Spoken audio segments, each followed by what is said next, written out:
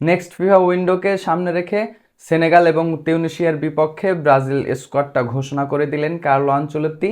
তবে এবারও কিন্তু ব্রাজিল ভক্ত এবং নেইমার ভক্তদের অপেক্ষাটা বেড়েই গেল, কেননা এই স্কোয়াডেও জায়গা হয়নি নেইমার জুনিয়রের পাশাপাশি এই স্কোয়াডটাতে জায়গা হয়নি ফিলিপো কৌতিনহোরও, কেননা তাকে নিয়েও কিন্তু সোশ্যাল মিডিয়ায় চমৎকার একটা হাইপ উঠেছিল। কৌতিনহো আনচেলত্তির এই স্কোয়াডটাতে জায়গা পাবেন।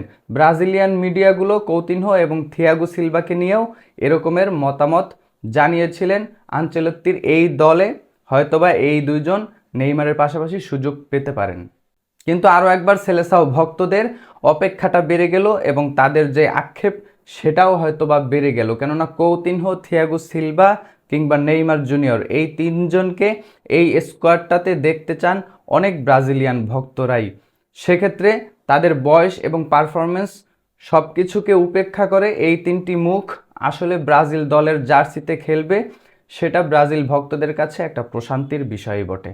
নেইমার জুনিয়র এবারের স্কোয়াডটাতেও জায়গা পাবেন না, এটা অনেক ব্রাজিলিয়ান ভক্ত কিংবা অনেক নেইমার ভক্তরা ইতিমধ্যেই আঁচ করতে পেরেছিলেন। কেননা নেইমারকে দলে থাকার জন্য কার্লো আনচেলত্তি যেই শর্তগুলো বেঁধে দিয়েছিলেন, তাকে ফিট থাকতে হবে, তাকে ফর্মে থাকতে হবে, লম্বা সময় প্লেয়িং টাইম পেতে হবে, এই যেই ইঙ্গিতগুলো সেগুলো কিন্তু নেইমারের সাথে এবারও যায়নি। কেননা তিনি মাত্রই থাই ইনজুরি থেকে রিকভারি করে মাত্র 23 মিনিট সান্তোসের হয়ে ম্যাচ খেলেছিলেন। সেক্ষেত্রে নেইমার যে এই দলটাতে সুযোগ পাবেন না সেটা অনেকেই আগ থেকেই জানেন।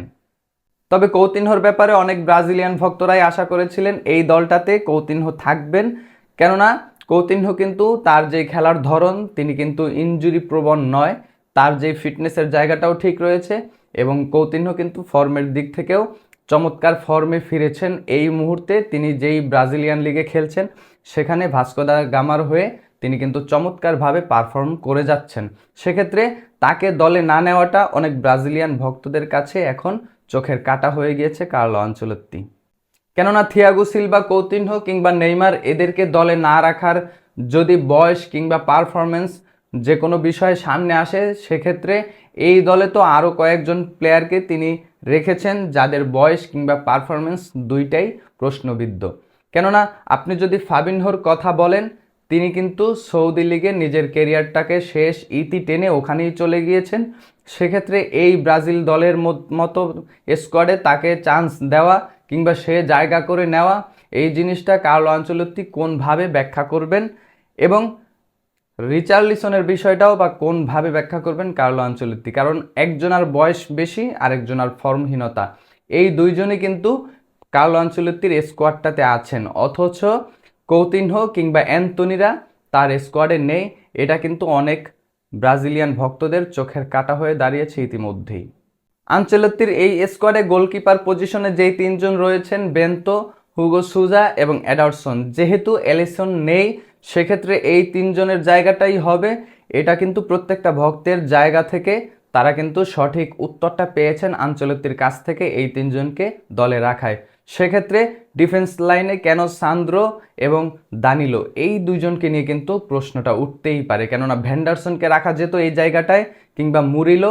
আমরা কিন্তু ম্যান ইউনাইটেডের বিপক্ষের যেই ম্যাচ সেখানে কিন্তু শেষ দিকে মুরিলোর চমৎকার ব্লকিং, সেই বিষয়গুলো কিন্তু ভক্তদের চোখে এখনও জেগে আছে।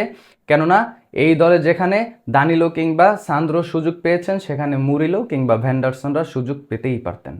এবং মিডফিল্ডের জায়গা নিয়েও কিন্তু আনচেলত্তিকে প্রশ্নবিদ্ধ করার জায়গা রয়েছে, কেননা ফাবিনহোকে সুযোগটা দেওয়া হয়েছে, যেখানে আমরা আন্দ্রেস পেরেরা যেই প্লেয়ারটা উদীয়মান তরুণ তুর্কি, তাকে কিন্তু অনেক দিন যাবতই অবহেলিত এই স্কোয়াডের ক্ষেত্রে, ব্রাজিল দলের ক্ষেত্রে তাকে অবহেলিত হয়ে আসতে দেখা যাচ্ছে। সেক্ষেত্রে এইবার কিন্তু আনচেলত্তি তাকে সুযোগটা দিতেই পারতেন।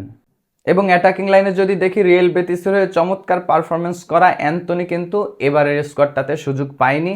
সেক্ষেত্রে রিচার্লিসন যেখানে ফর্মহীনতার জন্য সুযোগ পেয়েছেন, সেক্ষেত্রে অ্যান্থনি কিন্তু এই স্কোয়াডটাতে সুযোগ পেতে পারতেন। অনেক ভক্তরাই, অনেক ফুটবল বোদ্ধারাই কিন্তু আজ করে নিয়েছিলেন অ্যান্থনিকে এই স্কোয়াডটাতে সুযোগ দেওয়া হবে, কিন্তু তাকেও এই স্কোয়াডে সুযোগ দেওয়া হয়নি। সেক্ষেত্রে ব্রাজিলের এবারের স্কোয়াডটা নিয়ে কিন্তু অনেকেরই প্রশ্নের জায়গা রয়েছে এবং কার্লো আনচেলত্তিকে অনেকেই কিন্তু কাঠগড়ায় দাঁড় করছেন।